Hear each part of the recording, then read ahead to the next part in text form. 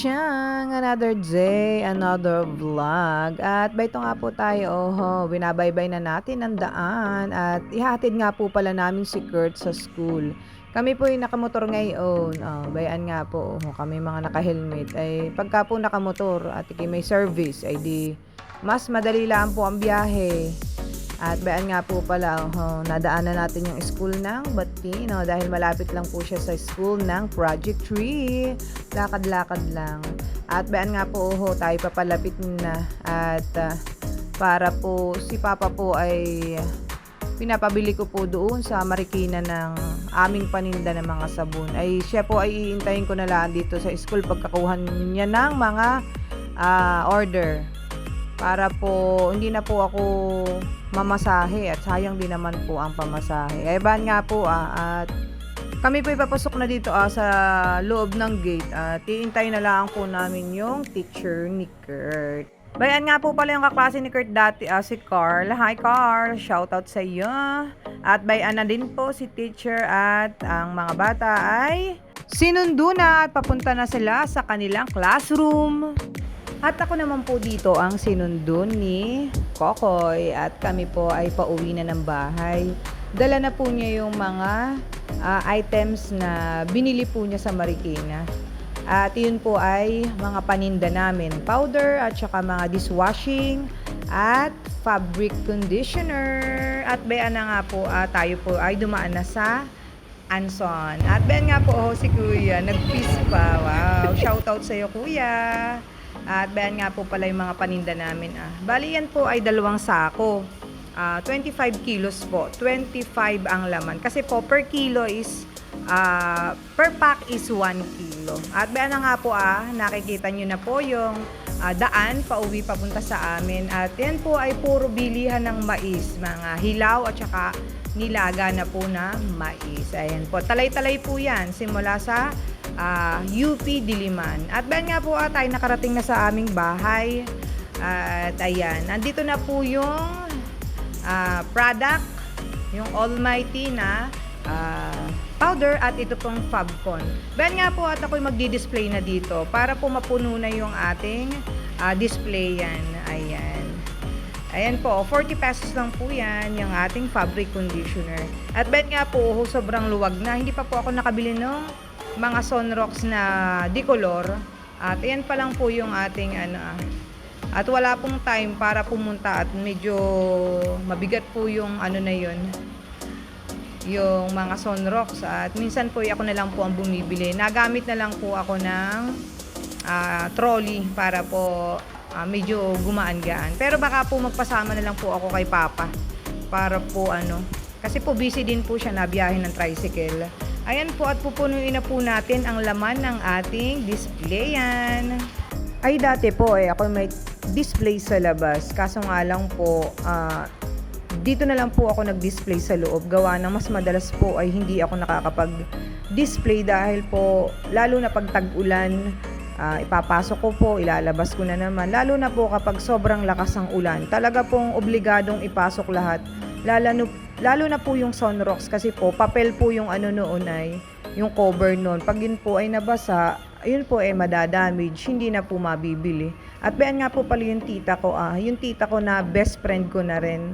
At mahal na mahal ko yan dahil simulat sa pool ay siya yung kasama ko palagi. Ayan, hello ate. I love you so much. At ate lang po ang tawag ko dyan. Pero kapatid po siya ng tatay ko. Kaya tita. Kaso lang po, nasanay po ako na ate ang tawag ko sa kanya. Ayan.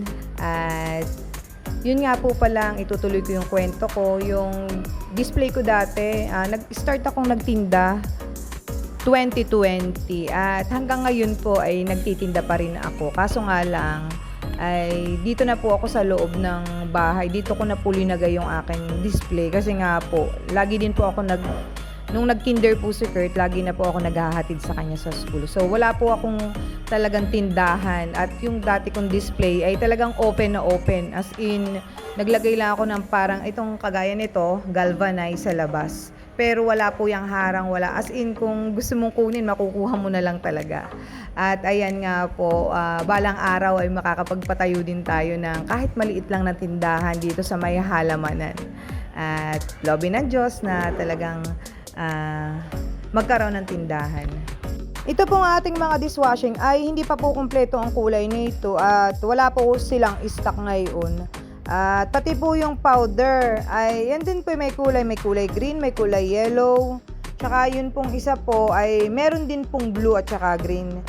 At yan po yung Max Glow at tsaka Almighty. Kaso nga lang po ay hindi na po ako nabili ng ng ibang kulay at hindi po siya ganoon na kabenta. So, kung ano po yung mabenta, yun na lang po yung binibili ko. At minsan po ay pagka yung may mga hindi mabenta, kami na lang po ang gumagamit. Yan. Kesa naman po, maganda nga po yung ganoon at para po nagagamit pa rin. Ben nga po si Kurt ay inutusan ng mami niya na hiramin yung pang-spray. At si Bunso nga po yung nakaharang pa sa camera. At ben nga po't inutusan ko na laang. Bali nga po pala itong ating Max Glow ay yellow, green at saka po blue. Tapos may ano pa po yan, may hand soap po. Kaso nga lang po, ang binibili kong hand soap kulay yellow lang kasi po yung isang hand soap na kulay, hindi po siya mabango. Kaya po ang binibili ko, yellow na lang kasi po parang pagkatapos mo maghugas, amoy pulbo po yung ating kamay pagkatapos pag nabanlawan mo na po. At bayan nga po, akin ang pinupuno itong aking mga display po para po maganda po tingnan. Bali po nakakakita lang na yan ay kung sino lang po yung sisilip at saka yun pong dati ko ng suki. At ako naman po may mga suki na kaya kumbaga po ay hindi pa rin nasisiro sa araw-araw. May bumibili at may bumibili pa rin po. Bayan nga po talagang ako po ipasyahan dito para po talagang maganda na yung ating display dito. Malaking tulong din po yung aking pagtatrabaho sa SM at ako po 7 taon ding nagtrabaho sa SM. Kaya po kami po tinuruan noon kung paano mag-display, yung tamang color coding, from left to right, top to bottom. Yeah. May mga ganun pa po. Ayan po, at natutunan ko na rin po pati po mga inventory. Ayan. Diyan po tayo expert sa mga ganayang trabaho. Kaya po yung display po natin, hindi lang po yan masyadong hindi po kumpleto ang kulay. Pero kung kumpleto po ang kulay na yan, ayan po yung maganda tingnan. Ay pasensya na po, ako'y nabubulol na naman. At talaga naman pong napakahirap mag voice over. Sabi ko nga po, kung mahirap po mag-edit, ay di mas mahirap pong mag-voice over. Talaga pong minsan po talaga paulit-ulit na yung sinasabi mo laang po, mapapansin nyo laang po sa video na pag na-upload na. Kaya pasensya na po. Ben nga po at pinupuno ko pa po yung yung ating mga garbage bag. At ang tinda ko pong garbage bag ay yung pinakamatibay, yun pong Calypso. At yan po, ang tinda ko po diyan ay small to XL bayan. At mas mura pa nga po yan sa sa palengke. At sa palengke po pagka ikibibili ng isa-isa, ang large po ay nagre-range po kaagad yan ng 65 pesos or 50. Hindi po, mga 55 or basta po ganayon 60, 65. Ganayon po. Pero sa akin po ay 45 laang. At syempre po, kaunti lang po ang natin dito, ang patong, para po mas mabilis po maubos. At hindi naman po tayo nagbabayad ng renta. Kaya po, kumbaga may dagdag lang 5, 7 hanggang 10 ay okay na po yun. Bayan nga po ako may tinda ding ice bag. Bali po, gamit ko din at ako may tinda din po akong yelo. At ako po ay gumagawa din ng yelo. Ang yelo po dito ay 5 piso na. Ay sa probinsya po ang yelo po 7, 8.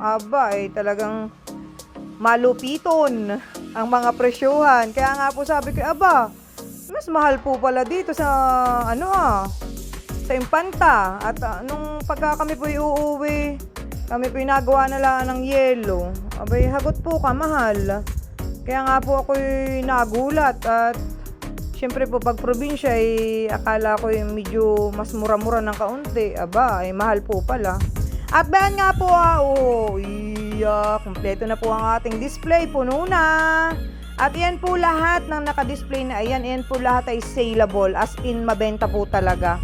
Ganyan po iyan. Kaya po hindi lang po ako bumibili ng sobrang daming stock at matatambakan na naman po tayo dito. Ay para po pag naubos ay bibili na lang uli. Pati po yung mga cotton buds, toothbrush.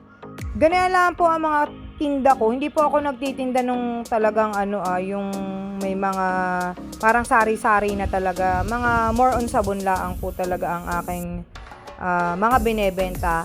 At kung hindi pa po kayo nakaka-subscribe, please subscribe po kayo sa ating small YouTube channel para naman po ma-reach na natin yung 1,000 followers or subscriber at makatulong din po sa ating views. Thank you for watching!